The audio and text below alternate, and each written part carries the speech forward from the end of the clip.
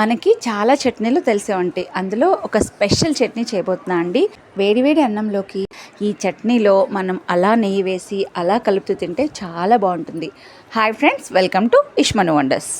ఈ చట్నీ కొంతమందికి తెలిసే ఉంటుందండి. ఎవరైతే తెలియని వారు అంటారో వాళ్ళు ఈ వీడియోని లాస్ట్ వరకు చూడండి. చాలా బాగుంటుంది, టేస్టీగా ఉంటుంది. ఇక్కడ చూపిస్తున్న ఇంగ్రీడియంట్స్ని మనం ముందుగా కట్ చేసి రెడీగా పెట్టుకోవాలండి.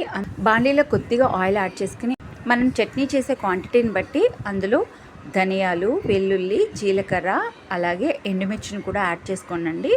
2 టేబుల్ స్పూన్ల వరకు మినపప్పుని యాడ్ చేసుకోవాలండి. ఇవన్నీ కూడా మంచిగా ఫ్రై అయ్యే వరకు మీడియం టు లో ఫ్లేమ్లో పెట్టుకొని మనకి మంచిగా రోస్ట్ చేసుకుని పక్కన పెట్టుకోవాలి. మనకు అరోమా తెలిసిపోతుందండి, అది ఫ్రై అయినదా లేదా అనేది. మాడకుండా మనం మంచిగా ఫ్రై చేసుకుని పక్కకు తీసుకోవాలి. ఆ తర్వాత ఇందులో మనం కట్ చేసి పెట్టుకున్న ఆనియన్స్ని కూడా యాడ్ చేసుకోవాలండి. కొంచెం లైట్గా ఒక 2 to 3 మినిట్స్ అయితే మనకి ఇలా కొంచెం ఫ్రై అయితే సరిపోతుంది. ఎక్కువ ఫ్రై చేయాల్సిన అవసరం లేదు. ఈ చట్నీలో మనం వెల్లుల్లి అనేది చాలా మంచిగా రోస్ట్ చేసుకోవాలి. ఎక్కువ కాదు, జస్ట్ మాడకుండా చూసుకోనండి.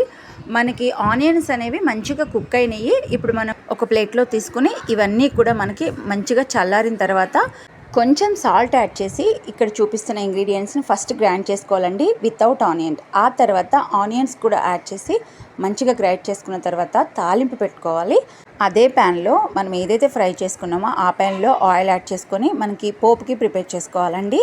పోపు కోసం ఆవాలు, జీలకర్ర, మినపప్పు అలాగే ఎండుమిర్చిని యాడ్ చేసి కొంచెం ఫ్రై అయిన తర్వాత మనం ముందుగా ప్రిపేర్ చేసుకున్న ఈ పచ్చడిని అయితే వేసుకోవాలి. చాలా అంటే చాలా బాగుంటుందండి.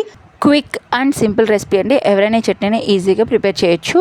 నేను చేసిన ఈ పచ్చడి మీకు నచ్చిందని అనుకుంటున్నాను. ఈ వీడియో మీకు నచ్చినట్లయితే ప్లీజ్ దయచేసి వీడియోని లైక్ చేయండి అండ్ మీ ఫ్రెండ్స్కి, ఫ్యామిలీ మెంబర్స్కి షేర్ చేయండి. నా ఛానల్ ఎవరైనా ఫస్ట్ టైం చూస్తున్నట్లయితే ప్లీజ్ దయచేసి సబ్స్క్రైబ్ చేయండి. Thank you so much. Thanks for watching my video.